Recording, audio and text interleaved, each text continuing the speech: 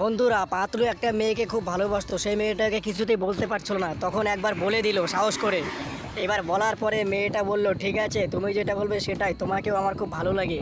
তারপরে সেইখানে পাতলু মেয়েটাকে প্রপোজ করলো। প্রপোজ করার সাথে সাথে মেয়েটা মেনে নিল, বলল ঠিক আছে। তারপরে থেকে তারা দুজনে একসাথেই থাকতো, দুজনে একসাথেই কথা বলতো। এরপরে এইভাবে চলতে থাকে তাদের ভালোবাসা। তারপরে পাতলু যখন দোকান দিল, তখন সেই দোকানে মেয়েটা পৌঁছালো।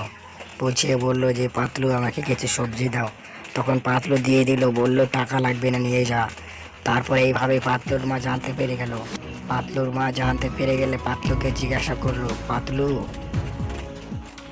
কিরে পাতলু, তুই বলে একটা মেয়েকে ভালোবাসিস আর মেয়েটাকে বলে তোর দোকানের সবজি টবজি সবকিছু এমনি দিয়ে দিস, টাকা লাগে না? কেন রে, এরকমটা কেন করিস? আর এরকমটা করলে তোর ব্যবসা কি করে চলবে? বন্ধুরা, এটা 1 নাম্বার পার্ট, 2 নাম্বার পার্ট এরপরে আসবে।